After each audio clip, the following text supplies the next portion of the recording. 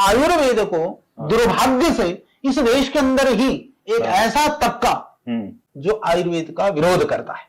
कौन है ये लोग? है बहुत सारे लोग कहते हैं आयुर्वेदिक दवाई खाओगे तो लीवर खराब हो जाएगी, आयुर्वेदिक दवाई खाओ तो किडनी खराब हो जाएगी, आयुर्वेदिक दवाई में कोई दम नहीं है, आयुर्वेद कोई दवाई थोड़ी ना होती है। आयुर्वेद क्यों लुप्त हुआ? पर चाइना के अंदर यही जो भारत में आज स्थिति थी, लगभग 1972 में ऐसे ही कुछ स्थिति थी, परंतु चाइनीज सरकार ने कह दिया कि कंपल्सरी जिसको एमबीबीएस करने पहले चाइनीज मेडिसिन पढ़ना पड़ेगा, फिर उसके बाद वो मॉडर्न पढ़ लो। तो चाइनीज कम से कम वो प्रैक्टिस करे ना करे, पर वहां पर विरोध ही नहीं होते। यहाँ पर जो आयुर्वेद जैसे एलोपैथिक में अब तो थोड़ा बहुत बात होने लगी, यदि वो जिनके घरों में आयुर्वेद की परंपरा है वो डॉक्टर आयुर्वेद के प्रति श्रद्धा रखते हैं, पर जिनकी परंपराएं नहीं है तो उनको आयुर्वेद निरर्थक लगता है। तो कम से कम सरकारी सिस्टम में भी यदि ऐसी व्यवस्था हो जाए कि भाई डिग्री चाहे एक ही दे दो, जैसे लॉ आप पढ़ने के लिए जाते हैं तो कोई दो तरह के लॉ के लिए वकील के दो तरह की डिग्री थोड़ी लेते हैं। तो बेसिक नॉलेज के ऊपर हमारी परंपराओं को जोड़ना जरूरी है।